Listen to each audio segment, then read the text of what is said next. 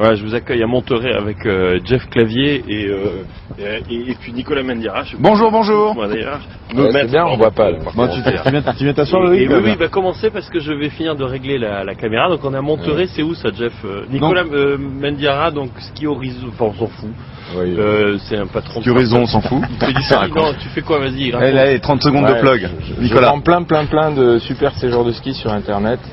Voilà. Et ton URL c'est skihorizon.com. Skihorizon.com avec un tiret ou pas de tiret? Voilà, pas de tiret, singulier. Voilà. C'est que vous avez pris toutes les places cool. T'étais cool les 30 secondes Là, dans le trou là. Dans le trou là. Donc Monterey ou Monterey avec l'accent, c'est sur la côte californienne. C'est à peu près à 200 km de San Francisco au sud, et c'est une station balnéaire qui est vraiment très sympa. Voilà, comme on peut le voir, un joli port.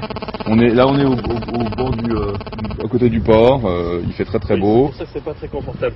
On a certains des golfs les plus sympas aux États-Unis à côté là. Bon, mais la conférence TED, Pebble Beach. Donc c'est la première. Vous êtes des TED Virgins. On est des TED Virgins. Ouais. Donc c'est une conférence privée. Privé, ouais, au sens où tu es trié sur le volet pour.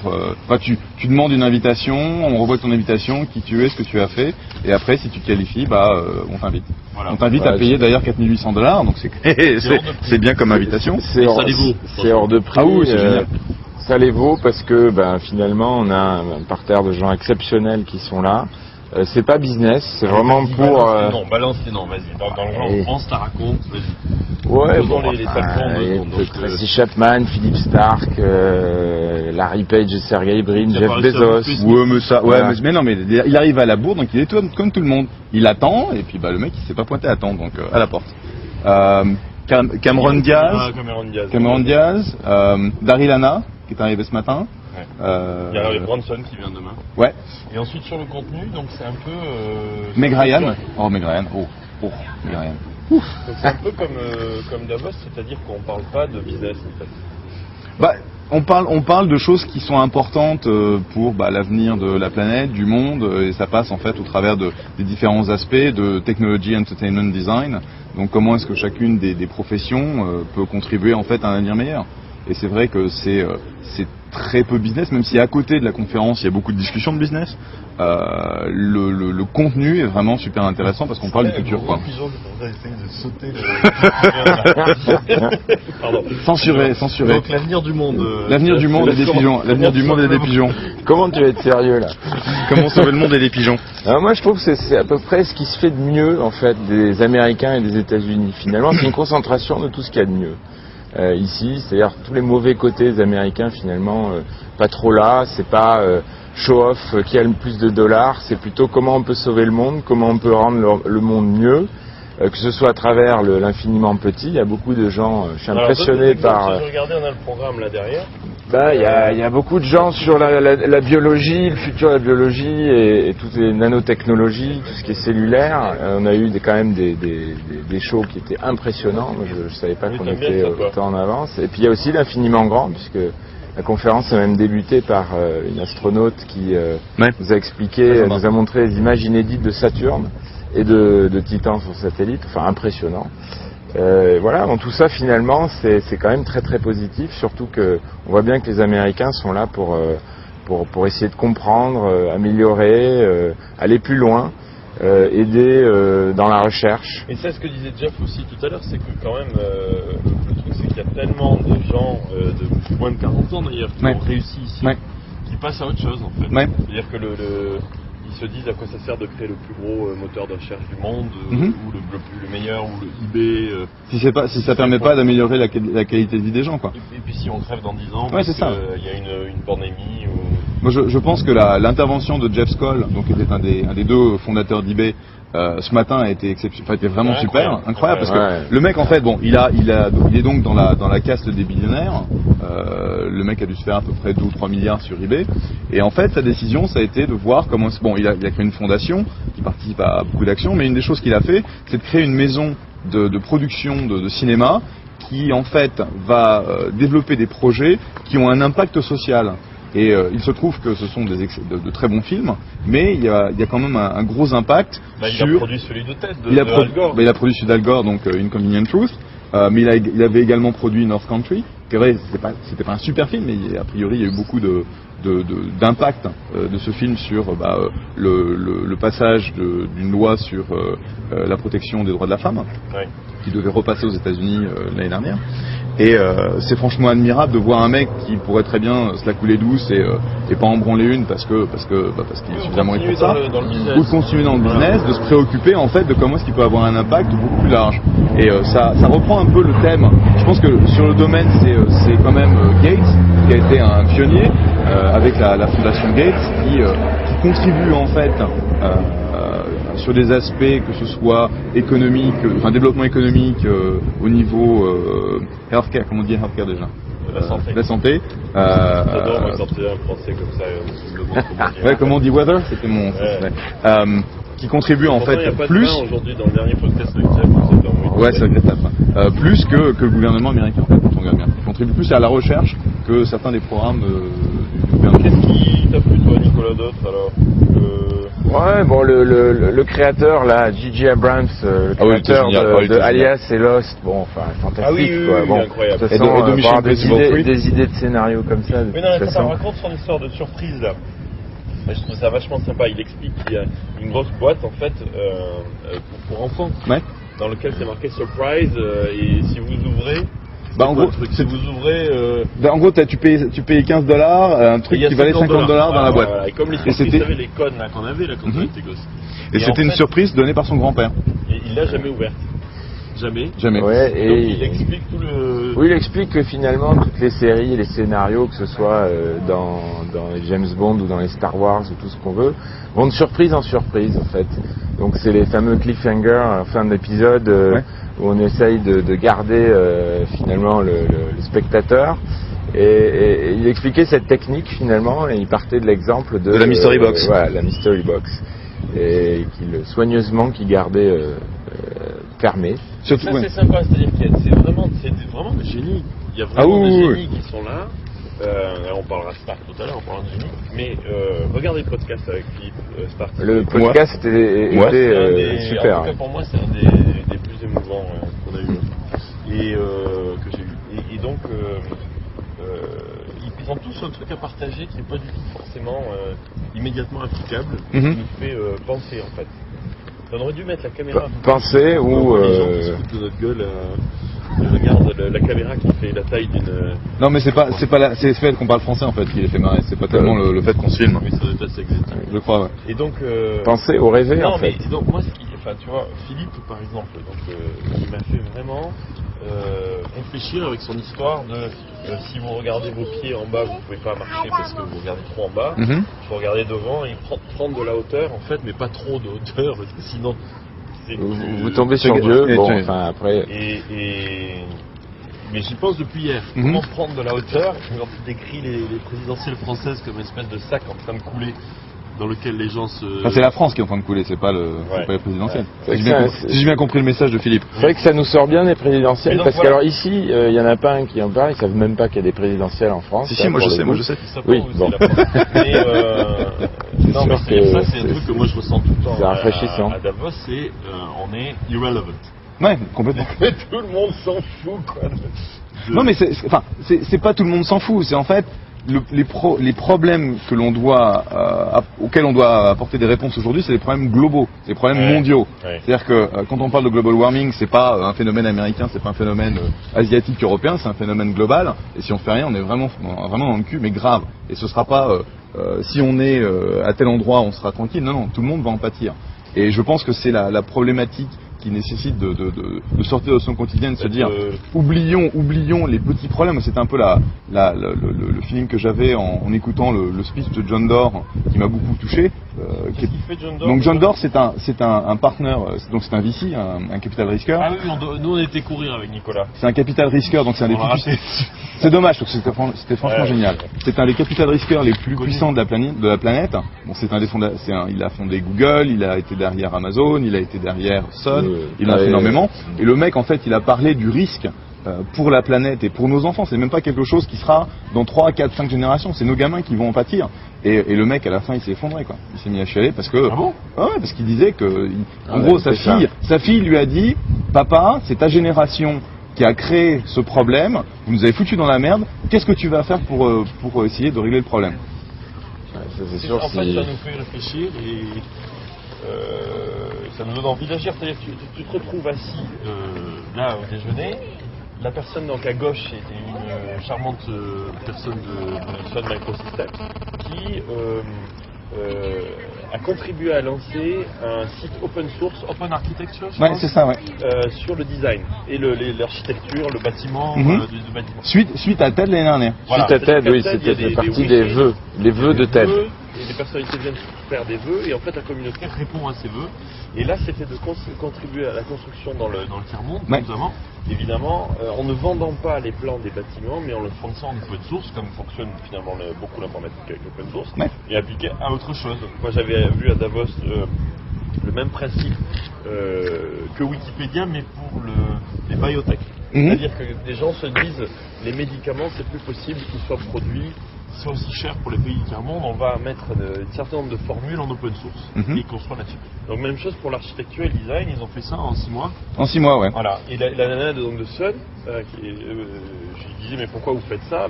On est committed to improve the world.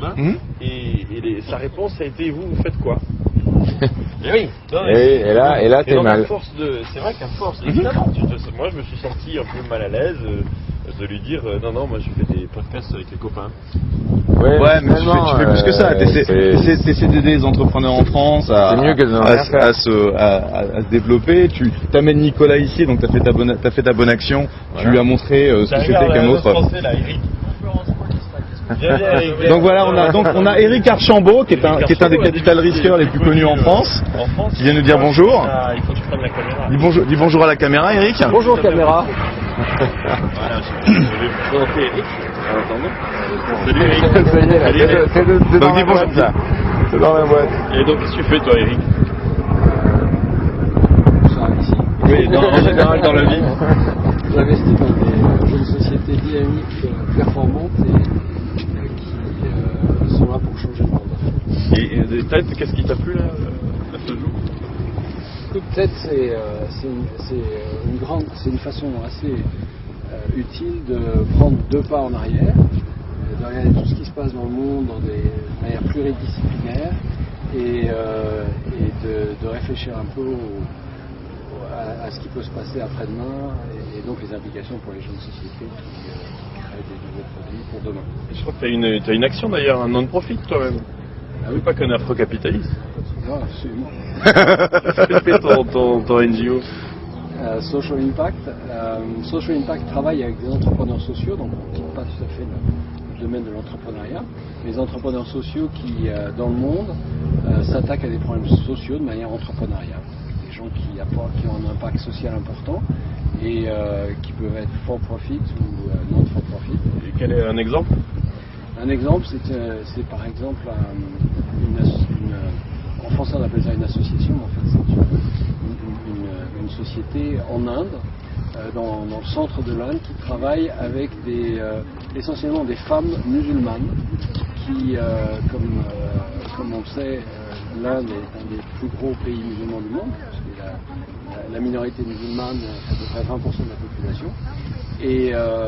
Et donc dans les couches rurales de la population, les femmes musulmanes ont l'opportunité aujourd'hui d'élever le niveau de vie de leur région en créant elles-mêmes des entreprises, des micro-entreprises. Et l'État indien ne s'en occupe pas comme il faudrait, ou en tout cas c'est compliqué. Il y a des problèmes de caste, il y a des problèmes de religion, il y a des problèmes de minorité. Et donc on travaille avec un entrepreneur social formidable qui touche aujourd'hui déjà plus d'une centaine de milliers de personnes, et on l'aide à devenir, le but c'est de devenir 10 fois plus gros dans les 2-3 ans. Bon, bah écoute, c'est génial. Eric, on va te laisser. Quelle est la session que tu as préférée à TED? Le truc qui t'a marqué le plus, hein, ou qui t'a fait le plus réfléchir dans le cadre en fait de ta réflexion sur comment tu peux aider les générations futures, quoi. Ouais. clairement, ce qui m'a le plus impressionné, c'était Hans Rosling, que je trouvais être le dieu de la présentation et de la visualisation. Ah ça c'est. Qui visuellement nous a bien surpris avec son sabre. Oui, ça, il s'est mis une baïonnette quand même.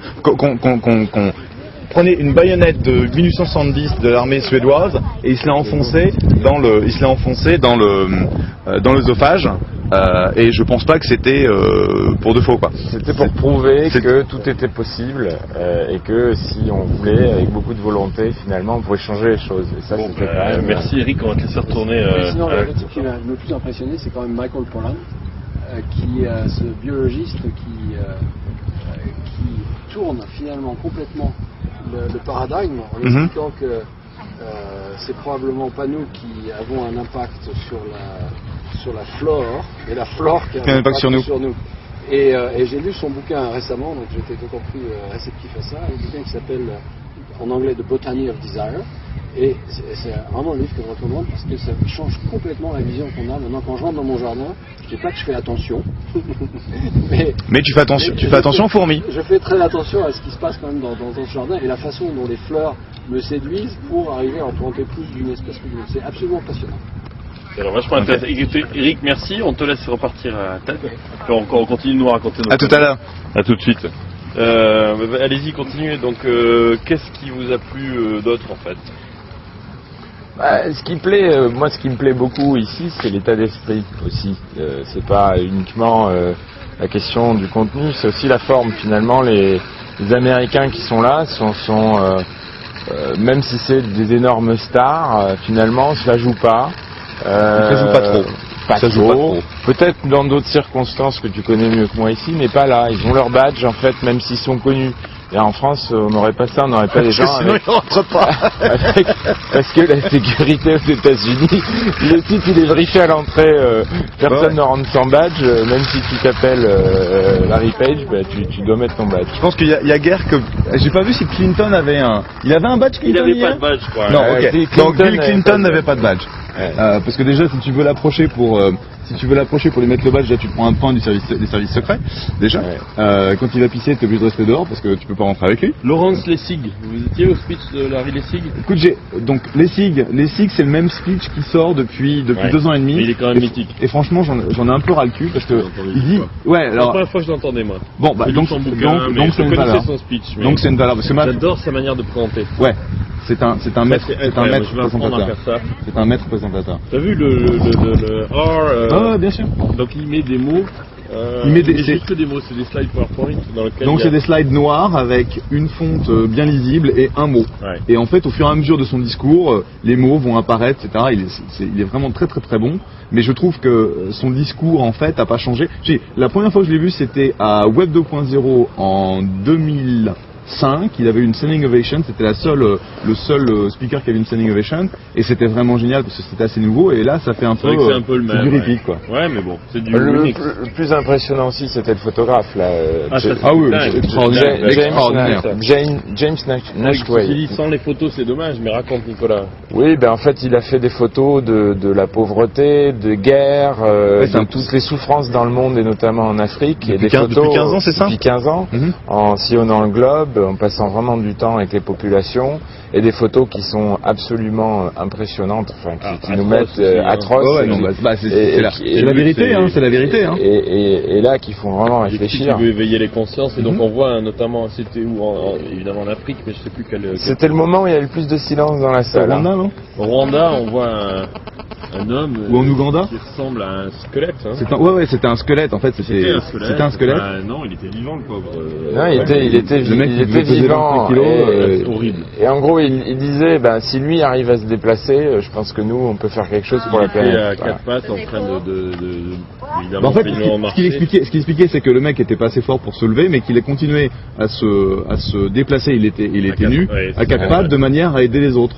Et en gros, son message, c'était si lui continue à se déplacer pour aider son prochain, tout le monde doit pouvoir le faire. Ouais. Oui. Et c'est vrai que là. On aller de l'Alvor même. C'était voilà. Ouais, on entendait très émotion. Ouais. Qu'est-ce qu'on a eu d'autre de bien, de programme en même temps? Clinton. Oui, Clinton. Gala lui-même. Oui, mais c'était pas le discours politique magistral. D'ailleurs, il est pas là pour faire de la politique. Ah ouais, non, mais il est passé derrière ça maintenant.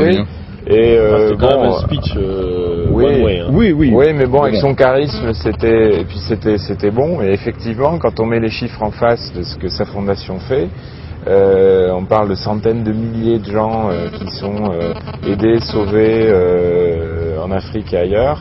C'est quand même impressionnant. C'est là où finalement les Américains, il y a quelque chose de global. C'est pour ça qu'ils arrivent à faire tout ça. Ils raisonnent beaucoup plus globalement que nous au départ. Peut-être parce que le pays est plus grand et tout ce qu'on veut. Mais c'est assez bien représenté par tous les gens qui sont là et qui font du caritatif. C'est qu'immédiatement, ils veulent faire un truc au niveau mondial et ça a immédiatement un impact sur les centaines de milliers, des millions de personnes. Évidemment, quand on s'appelle Bill Clinton et qu'on amène avec soi 3 milliards... dans leur tête, nous on a tendance à nous lever pour être le leader du village, quoi. Alors que c'est vrai que c'est global. Sinon, sur les technologies, donc il y a eu cet écran où vous touchez, donc qui réinvente. C'est génial. Le multi-touch interface. Il y avait déjà ça l'an dernier, mais c'était pas fini. C'est comme dans Tom Cruise Minority Report. D'ailleurs, je l'ai enregistré. Ça c'est impressionnant. Avec ça, et ça va réinventer notre rapport à la machine. En fait, on a le concept de tactile, c'est-à-dire qu'on va toucher l'écran et puis on va avoir des commandes qui vont être. On fait ça permet d'agrandir, on fait ça permet de bouger. Et franchement, tu peux jeter les fenêtres sur une autre personne avec le mur. Qu'est-ce qu'il y a eu d'autre comme technologie? Ça c'est incroyable ça. Les nouvelles technologies, là, des gars, des recherches sur Microsoft, le zoom infini. Non, c'est virtual. C'est pas grand public encore malheureusement. Si, virtual, tu l'as sur le net.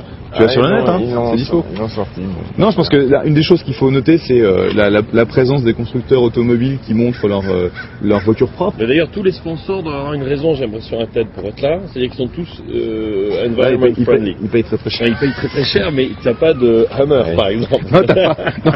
Hummer serait pas bienvenu. Dans les rues, il y en a. Hummer serait pas bienvenu. Non, mais il y a une initiative d'une boîte qui s'appelle Tesla, ici, qui a construit une voiture toute électrique, qui est une espèce de voiture de course très similaire à un Boxster Porsche, qui est super rapide. Donc c'est la roue électrique qui coûte $100 000. Donc bon, c'est pas la portée de tout le monde, et qui a commencé en fait par une série limitée, je crois, de 100. Un de mes copains est le numéro 98, donc il va la toucher, je crois, cet été, donc on va s'amuser un peu. Et c'est un truc, ça a une puissance de folie. Ça monte à 60, ça va de 0 à 60 en 4 secondes. Oui, enfin, un coup de pompe dans le 0 à 60, c'est pas 60 km/h, c'est 60 miles. Comme techno, il y avait cette espèce de machin qui tournait là ce matin, j'ai pas très bien compris. Machin qui tournait. La sphère là. Oui, la sphère là avec les lumières autour. Non, tu devais dormir. Ah ouais, non, c'est un peu comme un hologramme, oui. Non, ça j'ai pas accroché. C'est compliqué de comprendre comment ça fonctionne. Qu'est-ce qu'il y avait d'autre Mais c'est pas. Le jeu, c'était dingue. Le jeu, on a eu le fondateur de SimCity. Ah oui, c'est 70 millions de personnes dans le monde. 70 millions, ouais. Là, il a calculé le temps que les gens ont perdu. 7 milliards d'heures, je crois. C'est ça. C'est ça, comme toi sur Warcraft. Non, pardon. J'ai pas passé 7 milliards d'heures. Et il a présenté son prochain jeu qui sort en septembre. En avant-première, c'est ça qui est sympa à tête, c'est qu'on voit plein d'avant-premières. Et moi, j'étais bluffé. Le principe, c'est quoi, Nicolas, toi qui aimes bien les jeux, tiens? Oui, alors bon, en fait, c'est l'évolution des espèces dans l'univers. Alors on peut, en fait, alors là aussi, c'est impressionnant, on zoome. On est dans une galaxie et finalement on peut zoomer sur une catégorie d'étoiles, une catégorie de planètes et finalement sur cette planète un niveau d'évolution et on joue des bactéries en fait au lieu d'incarner des personnages qui grandissent au fur et à mesure de l'évolution des espèces. Voilà. Et alors là aussi tu vas de l'infiniment grand à l'infiniment petit mais dans un jeu où tu te balades, tu te téléportes finalement d'une planète à l'autre. Et je pense que ça va être génial pour les gamins, pour leur en 3D évidemment. Ouais, pour leur faire comprendre les processus d'évolution. Voilà, parce que l'idée c'est que tu peux même influer en faisant des simulations de la planète, c'est-à-dire si tu diminues c'était quoi la couche d'ozone. En gros c'était tu peux simuler l'effet du global warming, donc l'effet d'Al Gore sur la Terre où tu vois effectivement l'eau qui monte, la Terre qui devient quasiment en feu en fait sur la fin. Mais en tout cas c'est d'ailleurs enfin lui-même le message était c'est ce genre de jeu qu'il faut donner aux enfants parce que ça va les éduquer à. Il y a un message dans le jeu. Message. Non mais c'est bien, c'est génial, c'est super parce que non seulement il y a un côté éducatif, il y a un côté social où en plus tu peux derrière discuter sur l'impact du jeu, pourquoi, etc. Donc c'est bien, ça fait partie des choses que tu veux vraiment voir les gamins jouer derrière des jeux qui sont simplement boum boum pam pam. Qu'est-ce qu'on a eu d'autre? Moi hier on s'est fichu de moi avec c'est qui Austin Hunt qui m'a dit que j'étais le champion du Blogstorm, mais ça c'est un détail parce qu'en fait j'ai eu un petit Blogstorm qui a failli démarrer hier. Paul Simon qui était là en chair et en os. C'était blaireau. C'était blaireau, ouais. De Bono, ouais, Jeff Cole en a parlé. Non, moi j'ai beaucoup aimé la minette là, comment ça s'appelait? Il y a Tracy Chapman cet après-midi là. Deborah Scranton qui faisait donc, qui parlait de son reportage, donc The War Tapes, qui est en gros l'histoire de 20 soldats qui sont en Irak et qui ont filmé en fait leur tribulation de l'intérieur. Et a priori ça va être quelque chose qui va être très fort. Oui, le film incroyable. The War Tapes, qui devrait sortir je crois incessamment sous peu. Et je pense que à raconter un peu l'histoire de sa relation avec les soldats et du côté humain en fait de ce qu'ils vivent, parce que bon, il y a le sentiment aux États-Unis, c'est je suis contre la guerre mais je supporte les soldats, et je pense que c'est vrai que c'est vraiment pas évident pour eux d'être là-bas parce que c'est assez ignoble.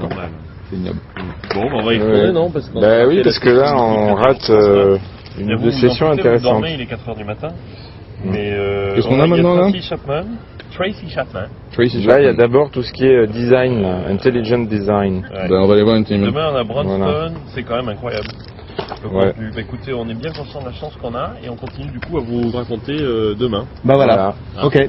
Salut. Bonne nuit.